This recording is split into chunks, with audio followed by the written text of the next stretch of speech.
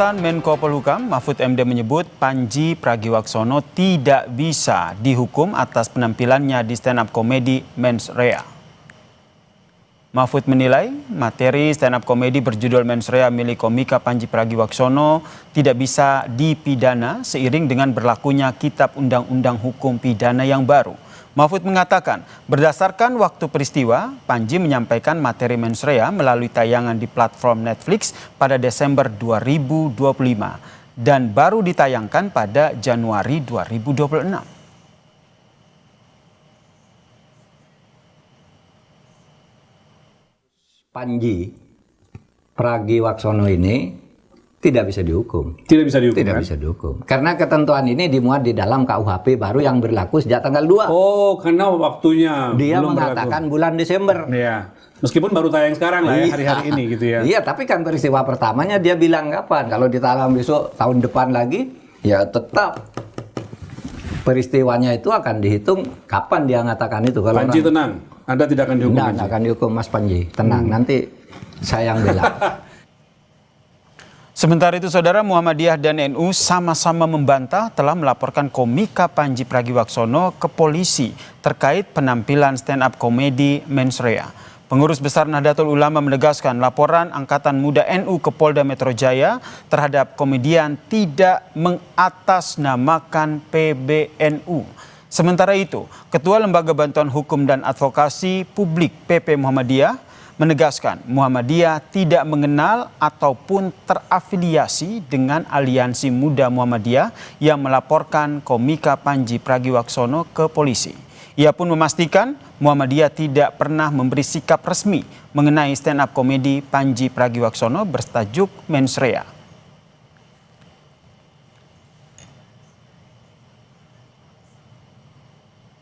Sono, seorang stand-up komedi yang kemarin viral dengan Mens Rea-nya dilaporkan ke polisi.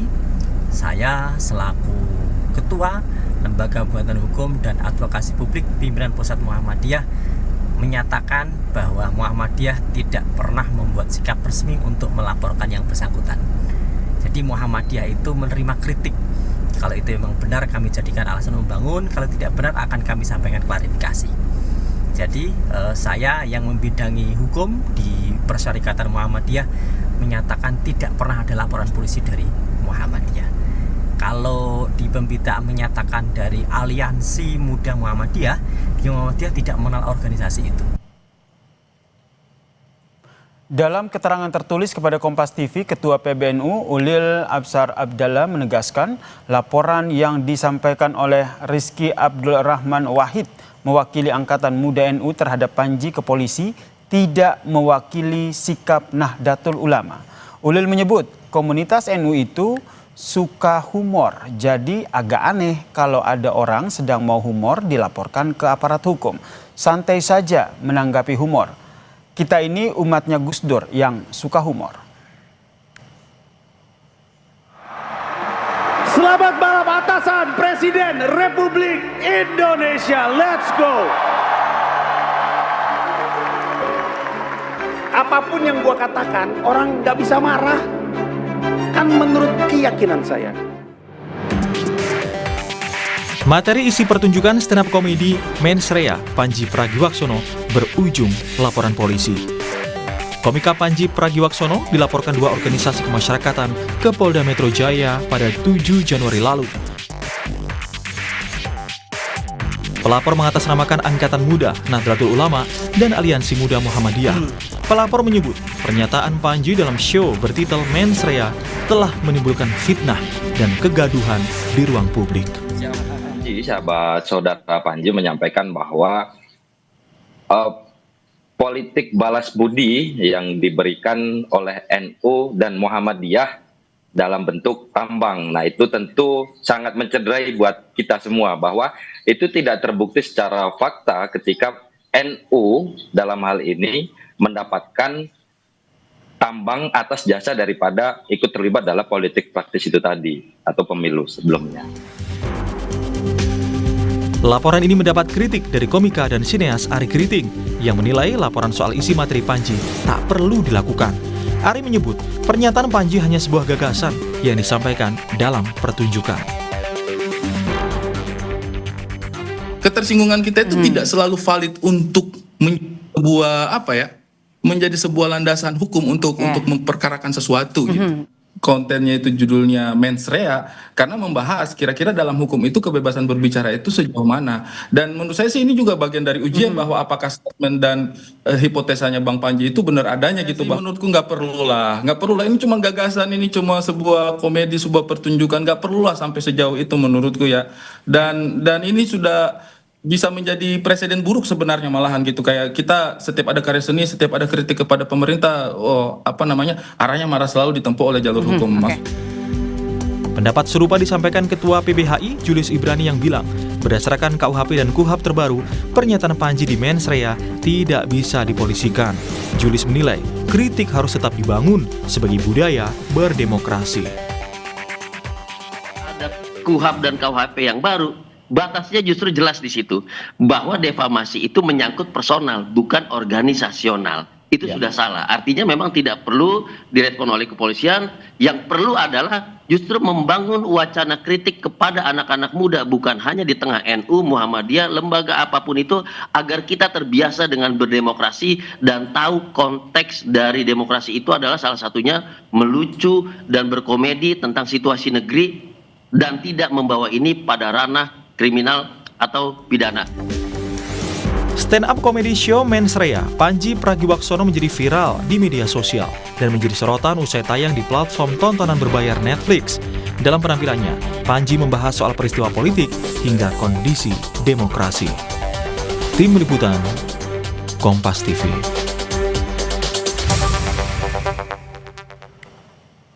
Saudara, polisi memproses laporan terhadap komika Panji Pragiwaksono terkait dengan materi komedinya di mens rea. Polisi menyebut Panji dilaporkan dengan menggunakan pasal dalam KUHP baru. Lantas bagaimana kita melihat proses hukum terhadap komika Panji Pragiwaksono ini? Kita bahas bersama dengan penasihat ahli Kapolri, Pak Arianto Sutadi, dan juga Ketua PBHI Julius Ibrani. Selamat petang semuanya. Selamat petang. Terima kasih.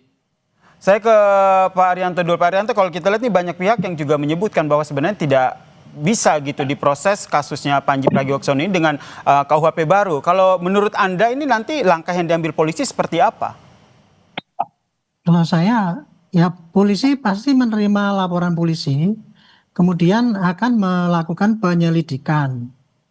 Artinya melakukan penyelidikan itu mencari kesaksian atau fakta-fakta atau alat bukti apa yang untuk menunjukkan apakah ada itu unsur-unsur pidana di dalam itu. Kalau ada, ya mungkin nanti akan ke penyidikan. Tetapi apabila tidak, ya pasti nanti tidak akan dilanjutkan ke penyelidikan. Dan kemungkinan penyelidikannya kalau sudah dianggap maksimal dan tidak ditemukan alat bukti yang kuat gitu, ya pasti akan dihentikan penyelidikannya itu. Kurang lebih begitu. Jadi tetap diterima dulu ya, sembari diproses begitu. Harus diterima, Pak. Harus diterima semua. Kita tuh tidak boleh menolak laporan. Orang yang merasa dirinya itu tertekan ataupun merasa terganggu, itu hak daripada setiap orang untuk melaporkan pada aparat negara gitu. Nah, tinggal negara itu nanti kan memproses apakah ini memang tindak pidana atau bukan, apakah hanya sebagai gejolak-gejolak di masyarakat yang merupakan dinamika daripada masyarakat yang masih bisa ditolerir gitu. Nah itu ranahnya pada penyelidikan itu, Pak. Nah, karena ini undang-undang baru ya, ini memang pasti menimbulkan beda-beda penafsiran kan. Nah ini menurut saya ini merupakan ujian juga. Nanti karena ya di dalam penyelidikan itu pasti polisi akan mencari saksi ahli, dipanggil untuk ditanyakan apakah ini masuk memenuhi unsur apa tidak gitu, Pak. Termaksud mengonfirmasi fakta terbaru yang disampaikan bahwa tadi juga sama-sama kita dengarkan baik dari Muhammadiyah maupun NU sudah membantah bahwa mereka, organisasi mereka mewakili untuk melaporkan kasus ini. Tidak pernah bahkan. Ya, kan tadi kan NU kan karena yang melaporkan tadinya kan mengatasnamakan ya apa itu namanya itu aliansi ataupun apa pokoknya satu kelompok ya. Dia bukan perorangan yang lapor, tapi mengatasnamakan kelompok.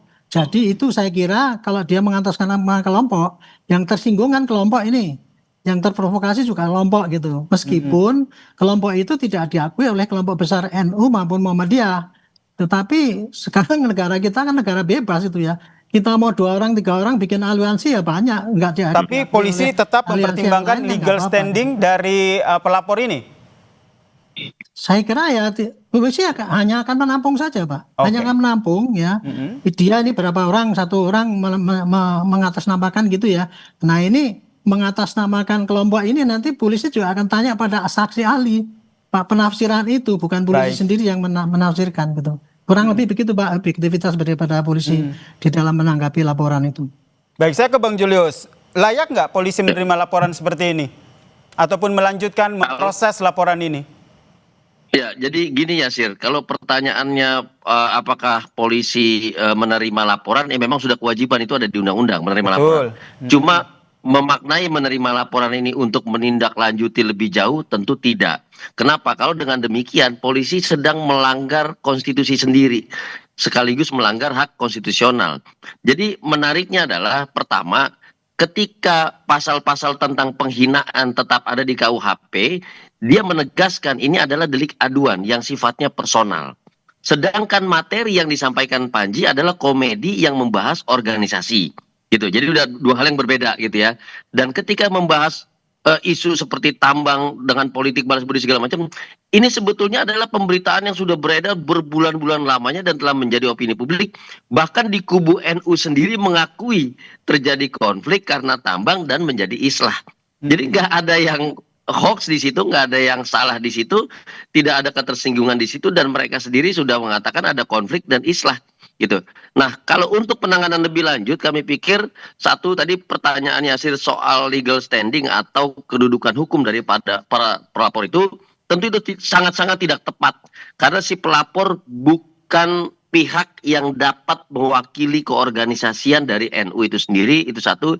Yang kedua, materinya Panji tidak mengenai personal yang memiliki kedudukan hukum untuk mewakili, apakah itu Rois Amnya NU, apakah itu ketua pengurus besar NU-nya, kan bukan. Artinya memang secara legal standing tidak dapat ditindaklanjuti, tidak dapat diperiksa lebih lanjut.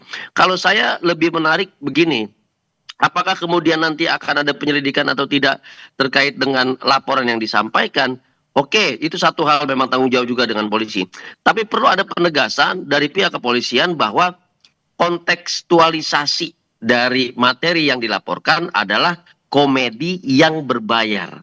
Jadi sebetulnya itu bukan sebuah syiar kebencian, bukan sebuah syiar persekusi, yang memang komedi bahkan untuk mendengarkan itu aja orang yang hadir harus bayar gitu loh. Jadi ini sebuah hal yang memang ranahnya jauh daripada kalau kita sebut politik penghinaan kelembagaan, syiar dan persekusi untuk menjelek-jelekkan seseorang sehingga lembaga ini menjadi hancur kredibilitasnya, martabatnya. Itu kontekstualisasinya tidak ada di situ. Oke. Jadi memang ini sudah tepat kalau nanti harusnya kepolisian mengatakan ini legal standingnya tidak ada, konteksnya berbeda. Silakan bentuk forum yang lucu juga, bentuk forum yang komedi juga untuk membantah mensreanya Panji gitu. Bisa saja gitu. Bisa, oke. Saya ke Pak Arianto. Pak Arianto, kalau kita lihat mendengar penjelasan dari Bang Julius tadi, ini apakah penyidik perlu begitu membedakan mana yang akhirnya betul komedi, kemudian mana yang bentuk kritik, sehingga betul, apalagi kita kaitkan dengan kritik dan juga penghinaan, apalagi kita kaitkan dengan KUHP baru yang sudah diterapkan ini? Tugas penyidik itu tidak akan sampai kepada ini membedakan apakah ini komedi atau bukan. Tapi tugas penyidik itu adalah merekam apa perbuatan yang dilaporkan oleh pelapor itu sehingga dia merasa tersinggung ataupun terhina ataupun apa itu. Jadi semua perbuatan yang dilaporkan itu pasti nanti akan direkam itu, Pak. Misalkan rekamannya apa saja itu. Kemudian dari bukti-bukti yang ada itu, polisi pasti akan tanyakan pada para ahli, Pak. Nah ini Pak, buktinya seperti ini kayak gini. Apakah ini termasuk di dalam ini apa enggak? Apakah ini masuk legal standing apa tidak? Intinya polisi tidak bisa memutuskan sendiri Pak dalam hal ini bahwa polisi itu ini kurang, tidak ada legal standingnya, kemudian buktinya tidak ada unsur pidana. Itu bukan polisinya menentukan Pak, tapi saksi ahli karena sekarang ini yang dipakai di pembuktian di pengadilan sana tidak cukup hanya keterangan saksi saja. Padahal kalau polisi kan transaksi itu kan dari orang yang lapor direkam gitu. Tetapi kalau para ahli kan ahli yang dipanggil keterangan ahli gitu. Itu jadi alat bukti yang nyata, keterangan ahli, saksi, petunjuk itu semua nanti akan diramu, akan diputuskan di dalam satu gelar apakah ini masuk di dalam pidana apa tidak. Kalau ada berarti langsung sidik, kalau tidak berarti hanya lidik saja gitu. Oke, kalau dari Bang Julius sendiri melihatnya seperti apa? Ahli-ahli yang nantinya akan dimintai keterangan oleh polisi ini harus seperti apa sehingga bisa benar-benar mendudukan perkara, membedakan antara konten komedi dengan penghinaan? Jadi begini, jadi dalam konsep penyelidikan itu sebelum dia menentukan apakah ini peristiwa pidana atau tidak, tentukan dia menentukan materinya. Menentukan materinya itu peristiwanya. Yang artinya dia harus lihat ini peristiwa konteksnya apa. Saya kasih contoh peristiwa Laras lah, Laras Faisati gitu ya. Laras kemudian disangkakan sekarang didakwa terkait dengan apa sih syiar untuk melakukan persekusi, penghasutan dan segala macam. Sama-sama dia melihat itu kontekstualisasinya ketika sedang ada demo. Laras menyatakan demikian meskipun tidak ada relasi kuasa untuk menyatakan Laras memberikan komando. Nah dalam hal ini kita mau bilang konteks itu adalah bahan untuk menentukan peristiwa ini peristiwa pidana atau bukan. Dalam konsep hak asasi manusia juga dikatakan bahwa ada paling nggak ada 2 koridor nih. Ini yang memang siar biasa, yang mana hateful speech ya atau siar kebencian, yang mana hate crime. Ketika dia menyentuh pada titik hate crime, disitulah masuk yang kita sebut sebagai peristiwa pidana. Makanya memaknai mens rea-nya Panji itu tidak bisa kita lepaskan dari konsep kebebasan berekspresi, tidak bisa kita lepaskan dari konsep tadi kontekstualisasi. Dia mana nih siar biasa, siar kebencian hateful crime, atau siar hateful speech biasa. Gitu. Nah ini yang menjadi bahan. Kalaupun ini akan dipanggil ahli, tentu tidak bisa dilepaskan dari ahli yang paham tentang kebebasan berekspresi, ahli yang paham tentang ekspresi dalam bentuk komedi sebagai bagian dari demokrasi. Kalau kita pakai kacamata kuda, ya tentu bahaya. Nah, disinilah fungsinya ahli untuk memperkaya kontekstualisasi tadi untuk mendefinisikan peristiwanya pidana atau bukan, begitu. Baik, kita nantikan ya bagaimana proses hukum ini masih terus berlanjut di Polda Metro Jaya. Terima kasih penasihat ahli Kapolri Parianto Sutadi dan juga Ketua PBHI Julius Ibrani telah berbagi perspektifnya terkait dengan kasus ini di Kompas.